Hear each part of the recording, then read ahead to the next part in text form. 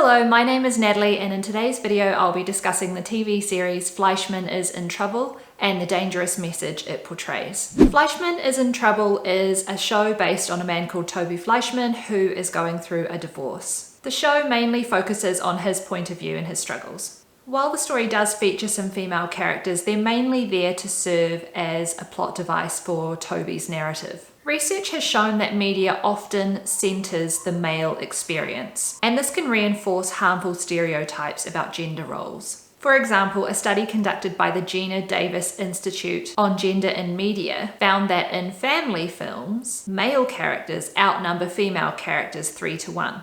The gender disparity also happens with speaking roles where male speaking roles outnumber female speaking roles 2-1. So what does this mean for Fleischman is in Trouble, and what does this mean for us as a society? Well, by centering Toby's narrative, the show reinforces the idea that men's stories are more important than women's. This is problematic because it perpetuates the idea that men are the primary character and women are secondary. The show's central narrative is based on Toby's point of view. The story is told from his perspective, with his experiences, his feelings, and struggles taking center stage. By focusing on Toby's story, the show marginalizes Rachel's experiences and perspectives, making her appear less important than Toby. For example, Rachel's feelings about the divorce are mainly shown through Toby's lens and how he interprets her behavior. Other female characters in the show are only in existence in terms of how they interact with Toby. For instance, Rachel's character is mainly portrayed as being his ex-wife. We don't really get to see her side of the story beyond the context of her relationship to Toby. Similarly, the other women that Toby has affairs with are only defined by their relationships to him, and their stories are not fully explored. The show portrays Toby's experience as the objective truth, while Rachel's experience is presented as emotional and irrational. For instance, when Toby tells his friends about Rachel's behavior, they don't really question him. They just believe him without really hearing Rachel's side of the story. Meanwhile, Rachel is often shown as angry and snappy and nasty, reinforcing this harmful stereotype that women are overly emotional and can't control their behavior. The show's resolution also prioritizes Toby's happiness. In the end, we see that Toby has found some kind of contentment, while we assume Rachel is still really struggling. Toby's happiness and satisfaction are the most important thing, and Rachel's happiness is secondary. The show portrays Toby as a flawed but sympathetic character, while Rachel is often depicted as difficult. The reason this is dangerous is because in the real world, this could reinforce the idea that men's emotions or experiences are more important than women's. It could contribute to a culture where men are more entitled to power and control in relationships. It also supports the stereotype that women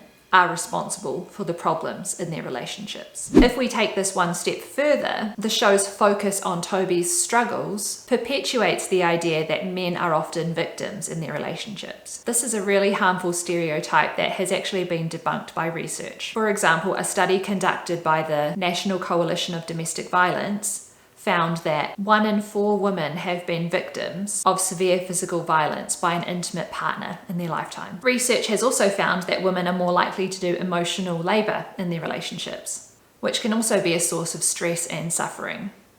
Emotional labor is the invisible work of managing emotions and relationships, like providing emotional support, remembering important dates, buying presents, and anticipating the needs of others. This work can lead to burnout and stress. In the show Fleischman is in Trouble, we see glimpses of these challenges that Rachel experienced in her marriage to Toby, but the extent of that experience is not fully explored. For example, we see that Rachel is struggling with depression, which can be associated with experiences of stress and trauma. We know that this stems from her abandonment issues and her need to be in a secure, stable family, as well as the sexual assault she endured when she was in labor with Hannah. This has led to a desperate need for safety and security, which has definitely contributed to her overworking and burning out. In the show, we see Toby dismiss Rachel's need for safety and security. She She's always saying that she doesn't work hard so that they can have money in their bank accounts. Rather, it's for the safety and protection that wealth can afford. She talks about wanting status so it will guard their children. She wants them to have everything they need so that they can have networks that will protect and nourish them and enable them as they grow older. Toby kind of laughs off her concerns, believing that she's only wanting wealth and status so that she can kind of climb the social ladder for her own selfish ends.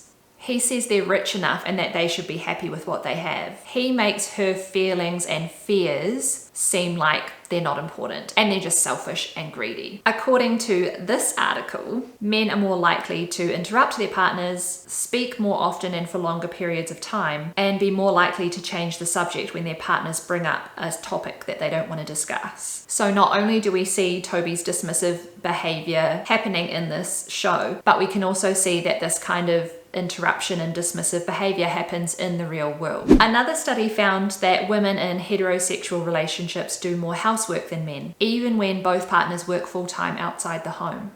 It suggests that men may dismiss or undervalue the importance of childcare and housekeeping, leading to unequal divisions of labour in the home. While it seems that Rachel doesn't do much care work, we do have to question that assumption based on the knowledge that we have of the fact that the story centres Toby's perspective. Toby doesn't necessarily do more care work than Rachel. They have a nanny. The care work is outsourced for both of them.